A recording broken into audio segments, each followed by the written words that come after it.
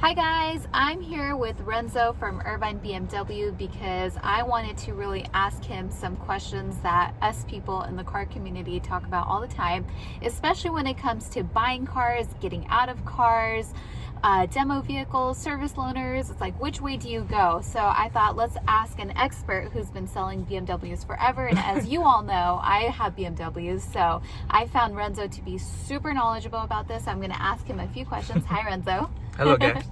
All right, so Renzo, in the past, I've bought demo vehicles and I've bought service loaners, but what exactly are these cars? So, well, thank you for having me in the video. Of course. Appreciate that. So there are two things. Service loaners are actually vehicles that they're being used, as the name says, for our service department. So if you have a 3 Series, we're gonna put you something, accommodate you something like what you're driving. Right. Demos are actually BMW executive. Ooh. So those are the ones that it was only driven by one person. Okay. Service loaners, multiple people. Right. So the depreciation is not that much on service loaners than corporate cars. Okay, got it. Yeah. So the demo cars are driven by BMW executives, and that's Right. usually like one person. It's part of, quote to quote, part of their pay plan. Oh, interesting. Yeah, car allowance. Yeah. BMW, good place to work at. Okay, so how about these cars in terms of depreciation? What is the benefit of buying these cars directly related to depreciation? That's a good actually point between a service loaner and a demo corporate car. Service loaners are just a small depreciation because they have about only 6 months of use and few miles here and there. Demos, BMW Bank, usually these are the vehicles from them. They want us to sell these cars first. That's why the depreciation, it can be up to 20 to 25% Oh, wow. depreciation. 20-25%, Yeah, that's so a good number. It varies based on, of course, a 3 Series, 4 Series, Right. a 5, a 7, it won't be the same depreciation of a Right. 3. So it kind of plays on and off, but it's the best way to go. So on the demo vehicles, you see a much higher percentage off the price, Right. in comparison to a service loaner. Okay.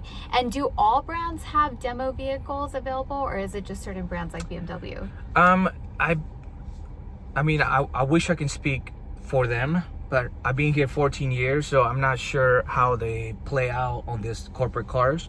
I've seen them on the freeway, those Yeah. dealer plates and everything, but we actually are one of the top ones, if I'm not mistaken, providing all these corporate cars for sale. Nice. Yeah. That's so we buy them once a week. Whoa. So you guys, does that mean that you guys usually have a pretty good inventory of demo cars that are We do. available for sale? Nice. we do. Okay, so that's really cool.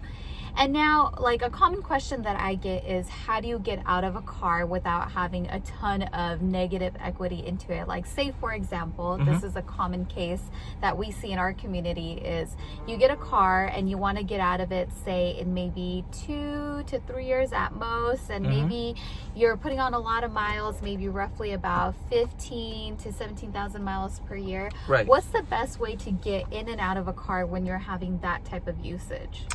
So I will definitely, hands down, the demo cars are going to be the best way out in this situation.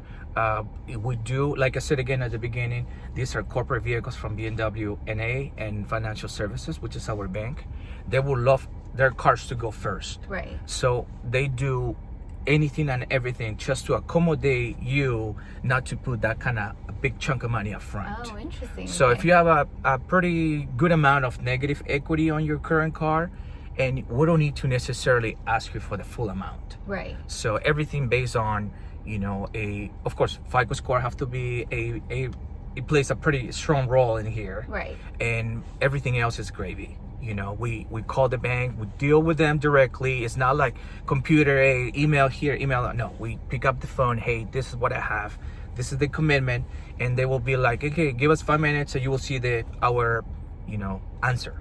Okay, got And it. 99% we get green light. That means go. So it sounds like what you're saying is that when you go for a demo vehicle, that's sort of the type of deal where you have the most play, where you can do the most accommodating if someone has negative equity, or it's a car that they're going to put a lot of miles on and maybe they want to get out of because it has a lot of percentage off for the depreciation when going into it. Right. Awesome.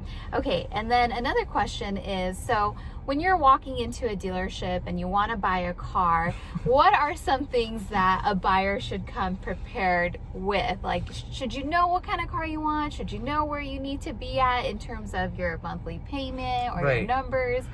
What would you advise? Well, so one of the things that I always tell my customers is, I want to sell you the car that you want to buy.